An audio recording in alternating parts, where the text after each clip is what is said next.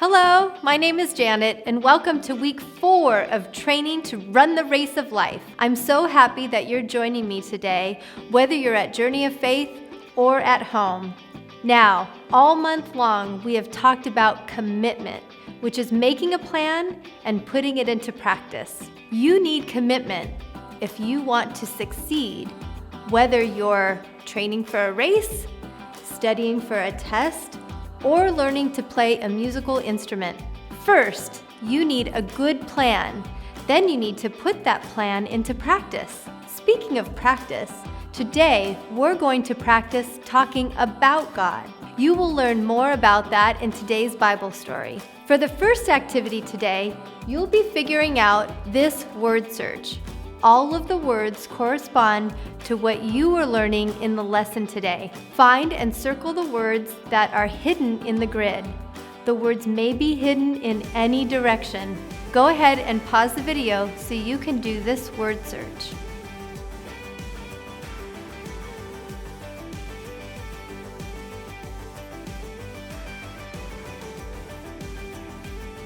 Let's go over our verse of the month. The verse is from 1 Timothy 4:8. Training the body has some value, but being godly has value in every way. It promises help for the life you are now living and the life to come. Great job. Now it's time to worship. Stand up on your feet and get ready to worship our amazing God.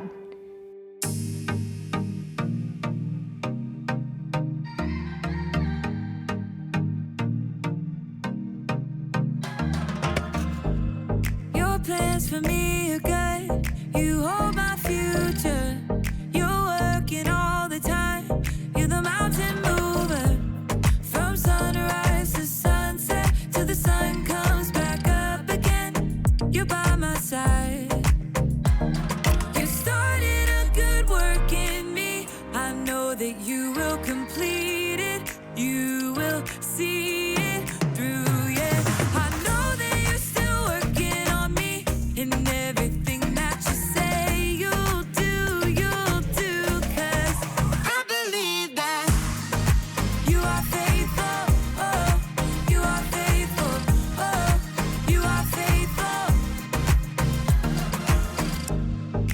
Trust your every word, 'cause I believe that you're working for my good. Yes, you're committed.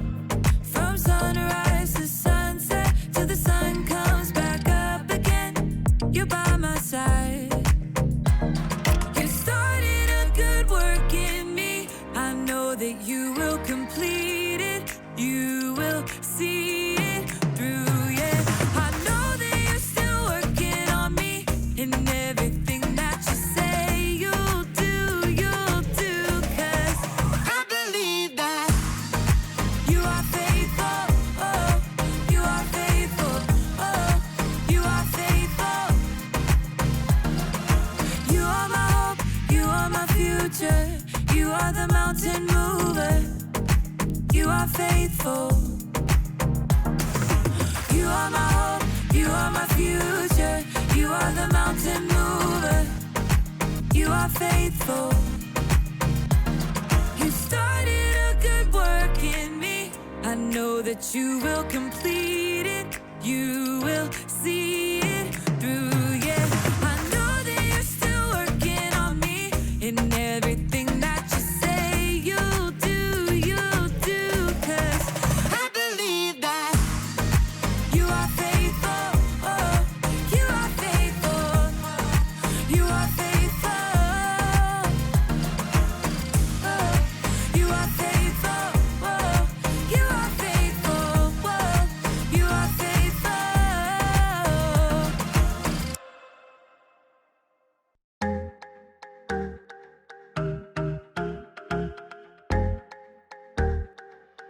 Sometimes it's hard to wait for all the things that I want.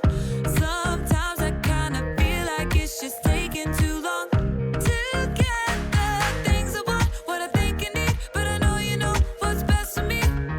I'm gonna live what I believe. I'm gonna wait 'cause I know you're still working. I'm gonna have patience 'cause it'll be worth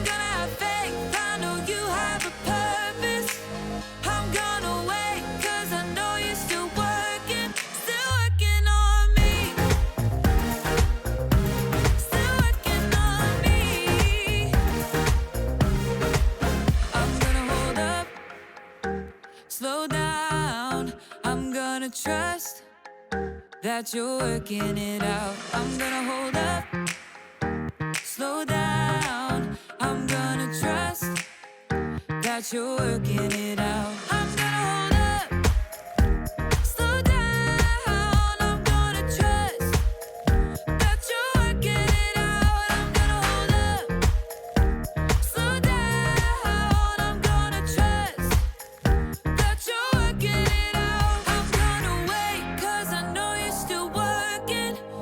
I'm gonna have patience, 'cause it'll be worth it. I'm gonna have faith, I know you have a purpose. I'm gonna wait, 'cause I know you're still working on me. Still working on me. Still working on me.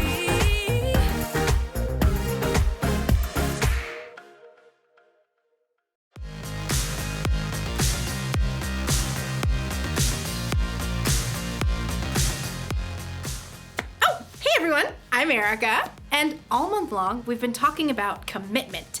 Commitment is making a plan and putting it into practice. So I've been training for a 5K race, and guess what? It's only a week away. So I'm a little nervous about it. You see, I haven't told anybody this.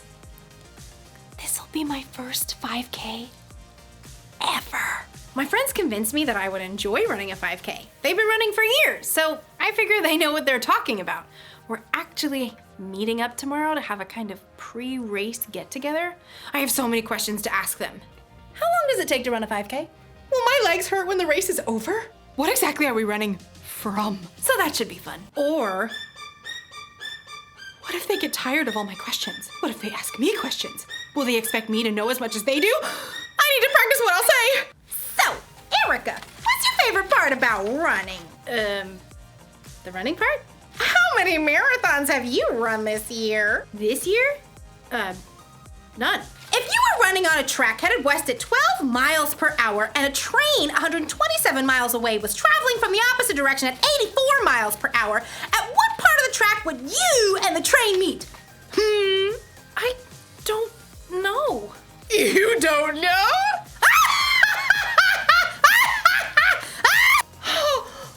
Oh boy, I am not looking forward to this at all. Maybe it'll be easier if I just stand against the wall somewhere and don't say anything. Hopefully today's story will help. It's about saying what's on your mind, even when you don't have all the answers. See you soon.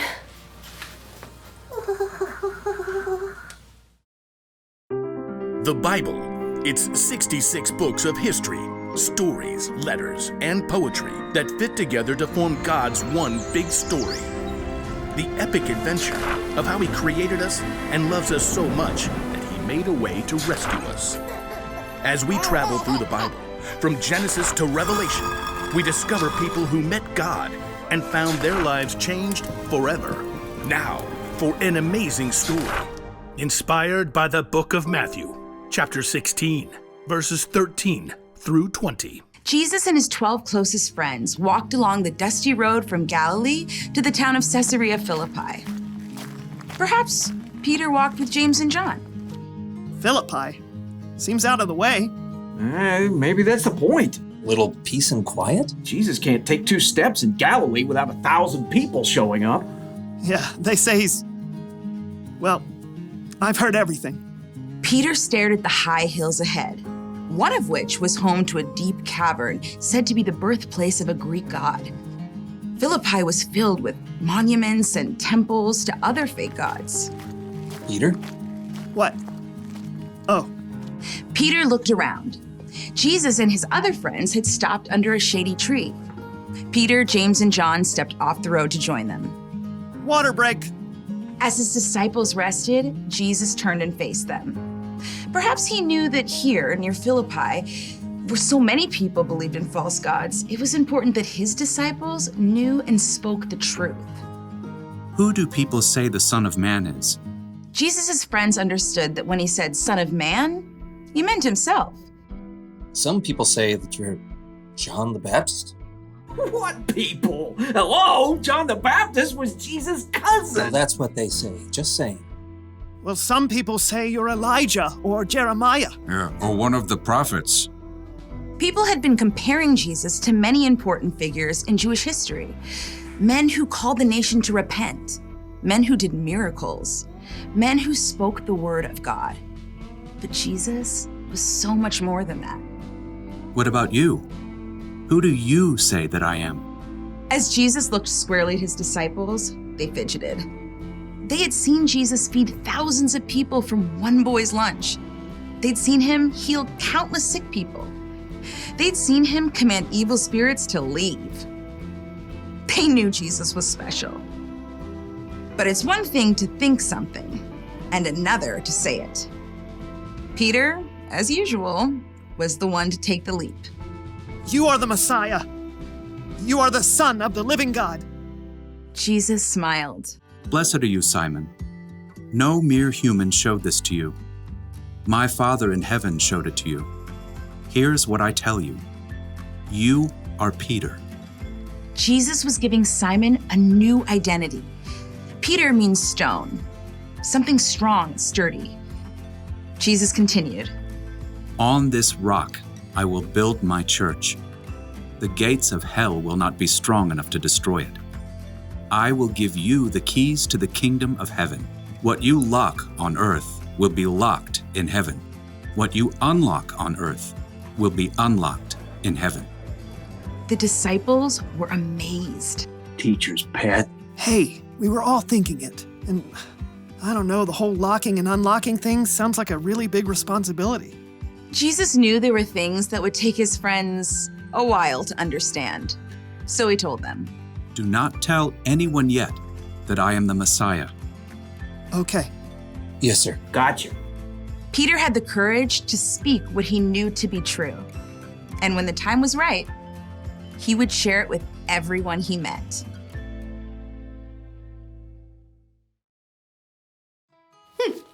So Peter and the other disciples had a lot of questions. People had been wondering for months, years even, who Jesus really was.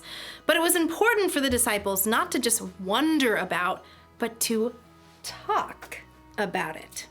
So Jesus asked, "Who do you say that I am?" Even though they all had thoughts about who Jesus was, Peter was the only one who had the courage to say what he was thinking out loud. Sometimes it can be scary to talk about what you believe about God with other people. What if you have questions? What if people ask you questions? What if there's something you don't know? Well, I've got some good news for you. No one you talk to has all the answers. A lot of people even have the same questions you do. That's why it's important to practice talking about God.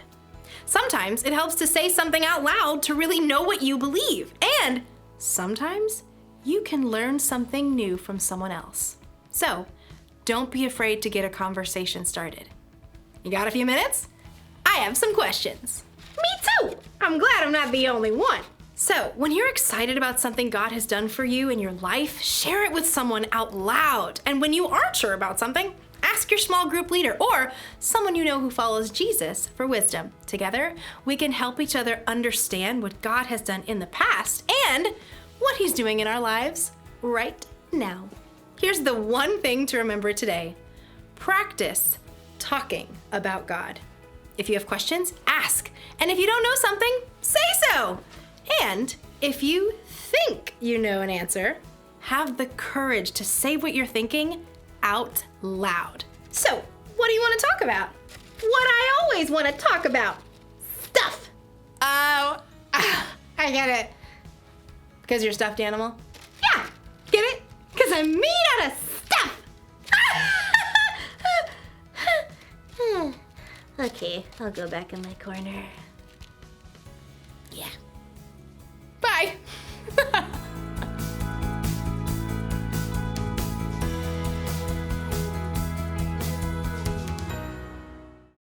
Wow, there is so much we can learn from that important conversation Jesus had with the disciples. Jesus asked questions to help his friends understand who he really is, that he is the Messiah and the Son of God. It's normal for us to have questions about what we believe. It's helpful to talk to other people about those questions. There are lots of different people you can talk to, like your small group leader, your parents, or other friends or relatives who follow God. We can help each other understand the truth of who God is and what He's done throughout history, as well as what He's doing in our lives right now. Remember, practice talking about God.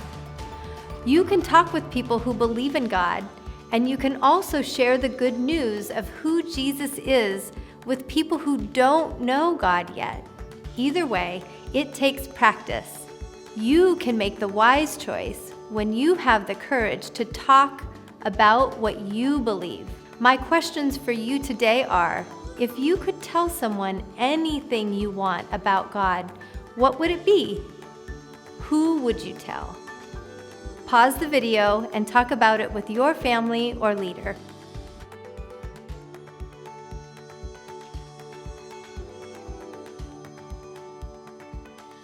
For the last activity today, you'll be coloring this page of Jesus talking to His disciples. That's all for today. Next week will be the last week of training to run our race. The big idea will be practice living for God. See you then. Bye.